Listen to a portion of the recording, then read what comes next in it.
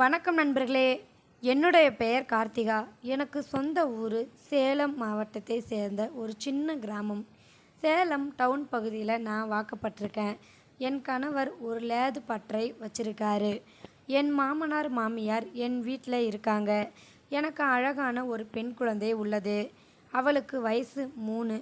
என்னுடைய குழந்தைக்கு சின்ன வயசுலேருந்தே மாம்பழம் அப்படின்னாவே ரொம்ப ஆசையாக இருக்கும்.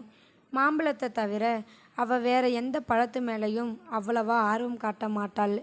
எங்கள் குடும்பத்துக்கு மாம்பழம் ஒரு பிடித்தமான உணவு. இப்போது சம்மர் சீசன் ஸ்டார்ட் ஆனதால் சேலம் முழுக்க மாம்பழத்துக்கு பஞ்சமே இருக்காது. மாம்பழம் சகஜமாக கிடைக்கக்கூடிய ஒரு பொருளாக இருக்கும். 2 மாதத்துக்கு முன்னாடி மாம்பழம் கொஞ்சம் தட்டுப்பாடாக இருந்துச்சு.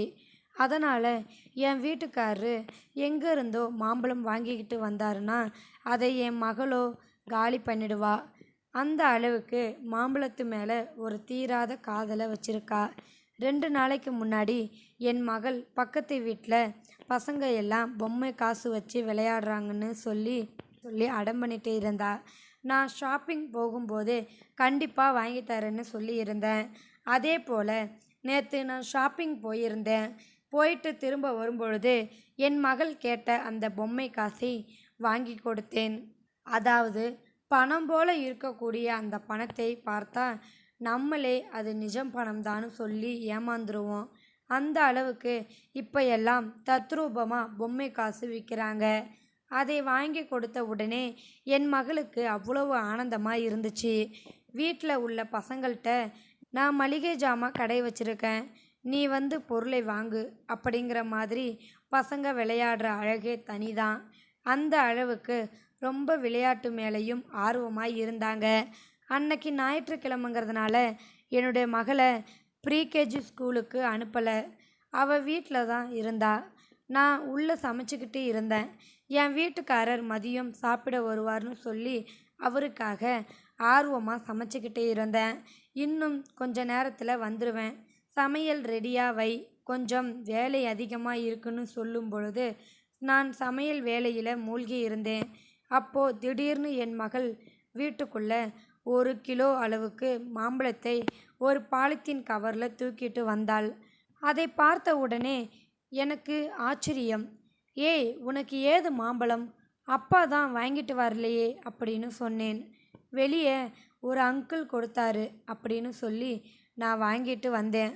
என்கிட்ட காசு இருந்ததில்ல, அந்த காசை கொடுத்து வாங்கிட்டு வந்தேன் அப்படின்னு சொல்லி என் மகள் சொல்லும் பொழுது எனக்கு ஆச்சரியமாகவும் அதே டைமில் அதிர்ச்சியாகவும் இருந்துச்சு. எப்போவுமே நான் கடைக்கு போயிட்டு பொருட்களை வாங்கிட்டு வரும் பொழுது மீதி சில்லறை பாக்கி இருந்தால் அதை என்னுடைய டேபிளில் வச்சுட்டு நான் வேலையை பார்ப்பேன். அதே போல் இப்போ சமீபத்தில் நான் கடைக்கு போயிட்டு பொருளை வாங்கிட்டு வந்து ஒரு 200 300 இருக்கும். அந்த காசை டேபிளில் வச்சுட்டு நான் உள்ள சமையல் வேலை பார்த்துக்கிட்டே இருந்தேன். அந்த காசை தான் எடுத்து கொண்டு போயிட்டு என் மகள் மாம்பழம் வாங்கிட்டு வந்துட்டாலோ. 1 கிலோ மாம்பழம் எப்படி 100க்குள்ளே தான் இருக்கும். இவன் மொத்த காசையும் கொண்டு கொடுத்துட்டாலோ. அதை அவங்க சின்ன பிள்ளைதான்னு சொல்லி ஏமாற்றி எடுத்துகிட்டு போயிட்டாங்களேன்னு சொல்லி எனக்கு பதட்டம். நேராக போய் டேபிளில் பார்த்தேன். ஆனால் நான் வச்ச காசு அப்படியே இருந்துச்சு. அப்போ எப்படி என் பொண்ணுக்கு மாம்பழம் கிடைச்சது அப்படின்னு சொல்லி எனக்கு ரொம்பவே ஆர்வமாக இருந்துச்சு. யார் கொடுத்தா ஒழுங்காக சொல்லுன்னு சொல்லும் பொழுது வெளியே ஒரு அங்கிள் மாம்பழம் விற்றுட்டு போனார்.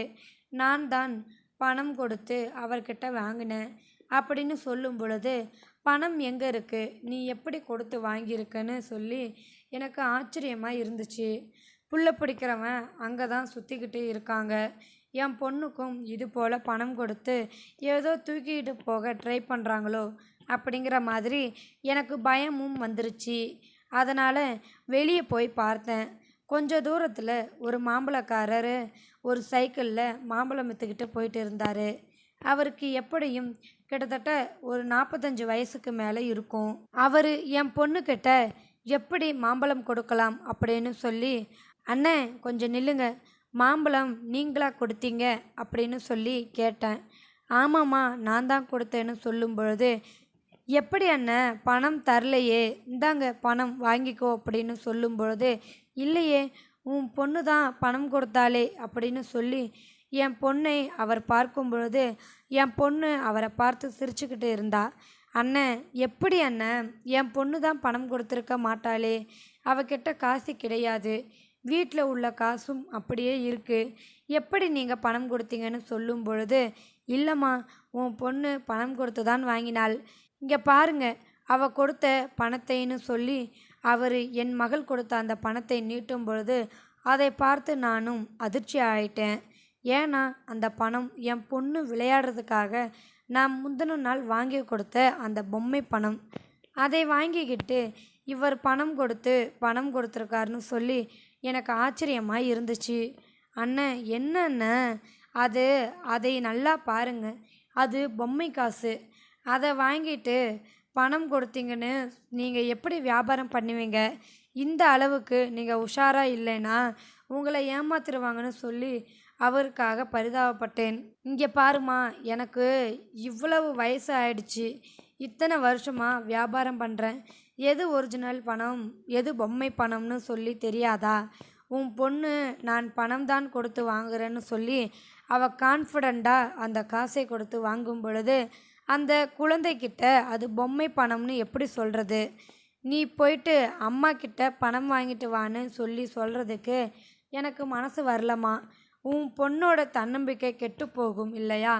அதனால் இந்த வயசுலேயே அவள் எவ்வளவு அழகாக வியாபாரம் பண்ணா தெரியுமா? என்கிட்ட காசை கொடுத்துட்டு பணம் வாங்கிட்டு மீதி சில்லறை கேட்குறா. அதனால் சில்லறலாம் இல்லை, அம்மா கிட்ட கொடுத்துறான்னு சொல்லும் பொழுது போக மறுத்துட்டா.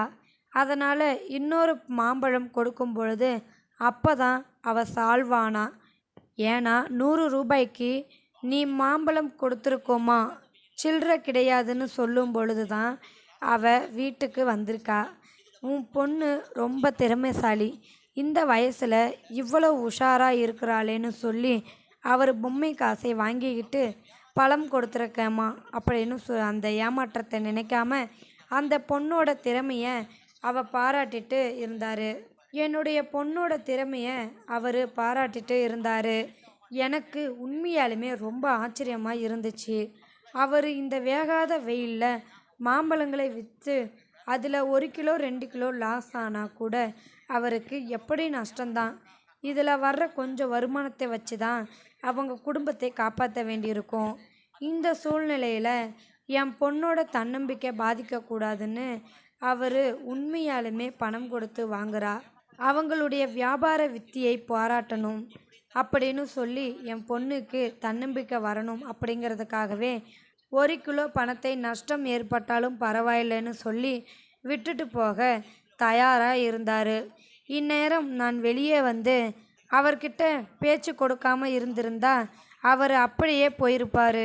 அண்ணே என்னங்க அண்ணே, நீங்கள் சின்ன பசங்க தான், பொம்மை காசு தராங்கன்னா அவங்களுக்கு சரிசமமாக நீங்களும் விளையாண்டுட்டு இருக்கீங்களே, வியாபாரத்தில் விளையாட்டு வேணுமா அப்படின்னு சொல்லும் பொழுது அப்படியெல்லாம் இல்லை, இது வியாபாரம்தான். ஏன்னா உன் பொண்ணு நிஜ காசு கொடுக்குற பேரில் அவளுக்கு நிஜ காசாக இருக்குது, எனக்கு அது பொம்மை காசுன்னு தெரியுது, இருந்தாலும் அவள் வியாபாரம் பண்ணுறா, நான் காசு கொடுத்து வாங்குறேன் அப்படிங்கிற அந்த தன்னம்பிக்கையை உடைக்க வேணாம்னு சொல்லி தான் நான் போனேன்.